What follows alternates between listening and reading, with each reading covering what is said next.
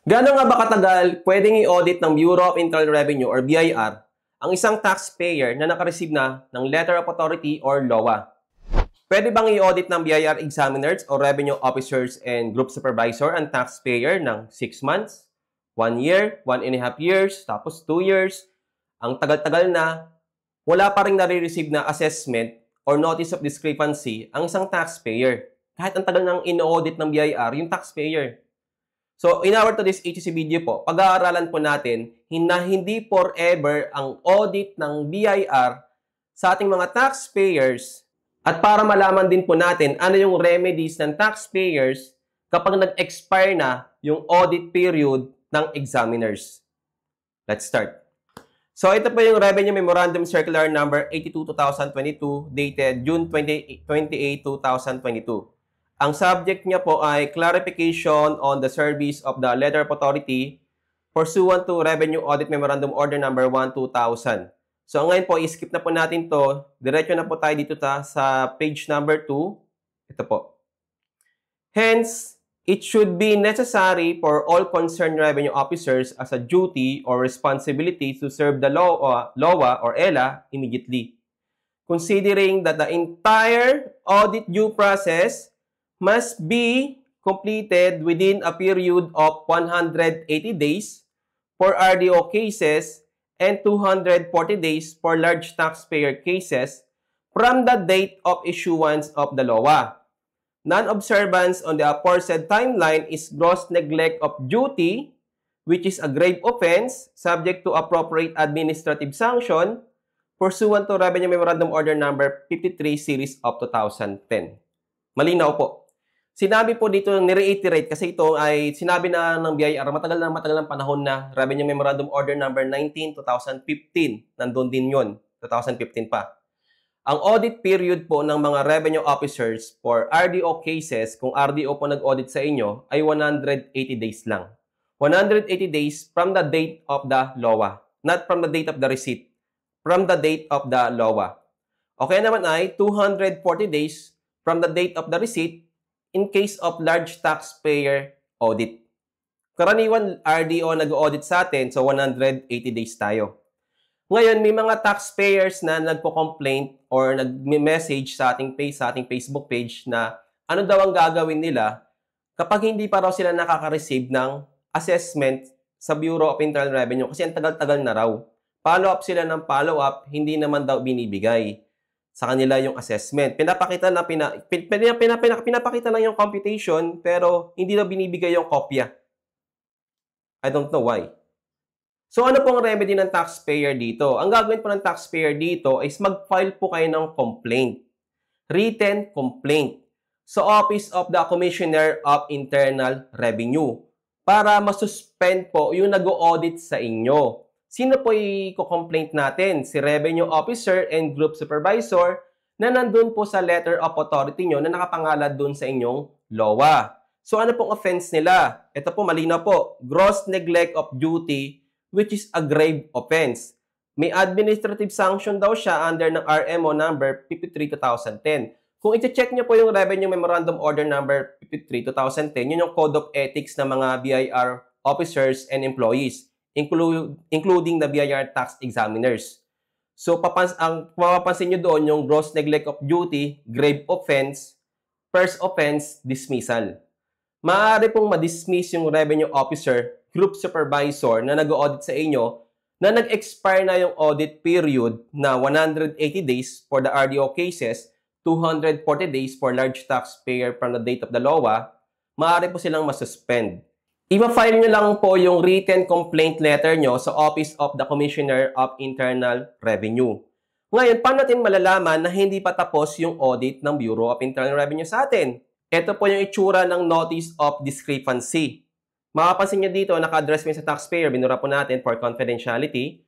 Sabi niya, Sir, Madam, please be advised that the report of investigation of your internal tax liabilities for taxable year 2020 pursuant to the Letter of Authority has already been submitted to this office by the concerned revenue officers. So, meron silang report of investigation na ipinapasa sa office ng Revenue District Office Kasi si RDO, siya yung nagpipirma o siya yung nag-i-issue nitong Notice of Discrepancy.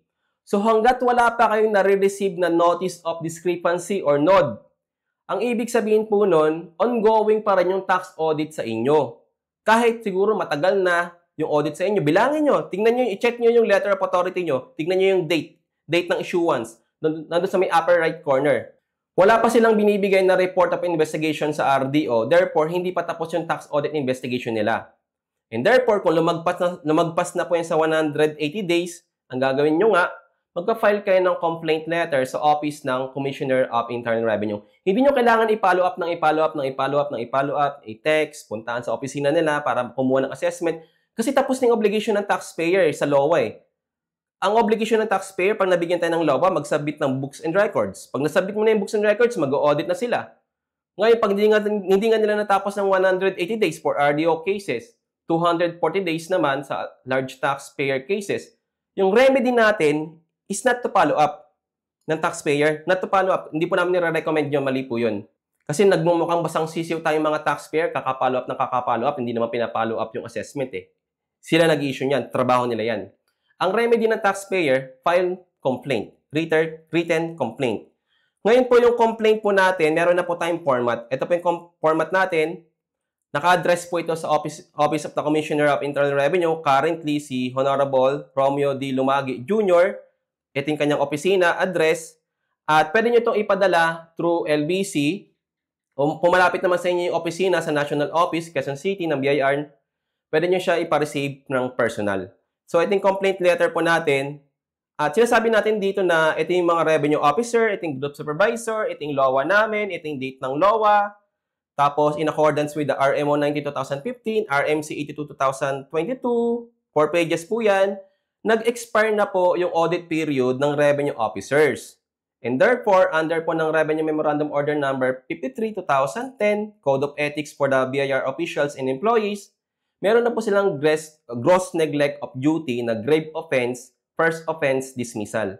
So, ang sinasabi natin dito sa complaint letter, ipa-dismiss yung mga revenue officer and group supervisor na nagkakandak ng audit sa inyo kasi lumagpas na sila sa audit period na 180 days. Therefore, expired na siya.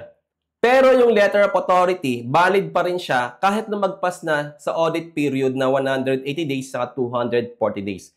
So, hindi kayo pwede mag-file ng protest letter to invoke your rights to cancel the letter of authority on the ground of expired audit period. Mali po yung remedy na yun.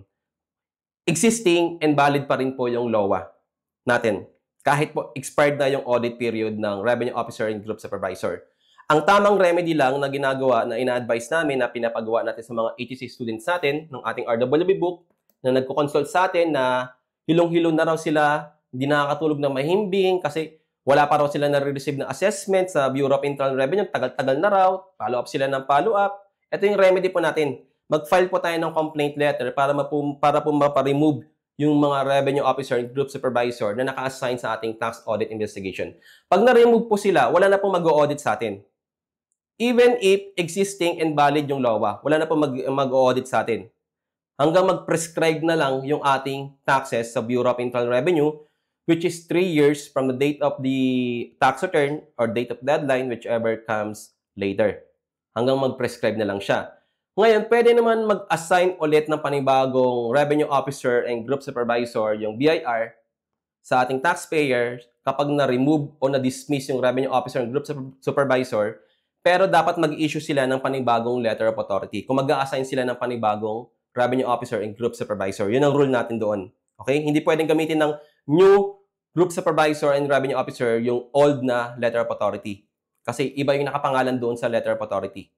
Okay? Ito po yung remedy natin. So, huwag nyo na follow-up na nangangamote tayo, nagbumuka tayong basang sisi yung mga taxpayers sa opisina ng BIR. Kasi nagtalaga po yung batas natin na dapat ito lang, 180 days lang RDO, 240 days large taxpayer. Kapag nag-expire na, may rights tayong taxpayer mag-file ng complaint. Kasi meron ng gross neglect of duty, grave offense, first offense nun, dismissal. Ito po yung complaint letter namin. At ito pong complaint letter natin, ibibigay po namin sa inyo for free of charge kapag nag-avail po kayo ng ating RWB book na BIR Tax Audit for Micro, Small, and Medium Entrepreneurs. Sa mga existing nating RWB book owners, Message nyo lang po kami sa Facebook page. Isasend po namin sa email nyo itong template natin. Editable po yan. Isasend po namin sa email ninyo. And sa mga wala pa pong RWB book, mag-aral na po kayo. Mag-aral kayo. Hindi na po pwede yung mangmang tayo na wala tayong alam pagdating sa BIR tax compliance. Nakaka-receive ka ng taon-taon na letter of authority, hindi mo alam yung gagawin mo, pinagkakatiwalaan mo na yung accountant mo, bookkeeper mo. I strongly suggest yung mga taxpayer, business owners ay dapat meron ding know-how knowledge ng tamang BIR tax compliance, especially the BIR letter of authority handling and surviving. At yun po yung pag-aaralan natin dito sa ating RWB book. Ang topics po natin dito ay from letter of authority hanggang final decision on disputed assessment. May mga exclusive po ito na HTC videos on our website na pag-aaralan po natin step by step to discuss and explain. Hindi nyo po ito babasahin para pag-aaralan kasi i-explain natin to through our RWB books on our website. Tapos, meron tayong templates, other templates ng protest letters na i-send namin sa email ninyo once you availed our RWB book. Investment fee po is 9,999 only. Avail na po kayo, pay delivery charge tayo within the Philippines. Package na po ito, RWB book, templates natin including this complaint letter template. Ito rin po yung ginagamit natin, pinapagamit natin sa mga ATC student natin na nagko-complaint sa atin kasi ang tagal-tagal na, wala pa silang nare-receive na assessment. Ito po yung binibigay natin para mapadismiss yung revenue officer and group supervisor. At sa mga ATC student natin na wala pa, meron din kasamang exclusive ATC videos to explain step by step your contents of the RWB book. And the templates i-send namin sa email ninyo once you avail your RWB book po. Okay? Sana po ay marami kayong natutunan sa topic natin today. Huwag kayong mag-follow up para magmumukhang basang sisiw lang tayo. Mag-file kayo ng complaint letter sa Office of the Commissioner of Internal Revenue. Okay? Para mapabilis yung inyong assessment, mabigyan kayo ng assessment, ng kopya, in writing, at mapatanggal, mapadismiss yung mga revenue officer and group supervisor na naka-assign sa tax audit nyo kasi expired na yung audit period nila. Okay? Maraming salamat po.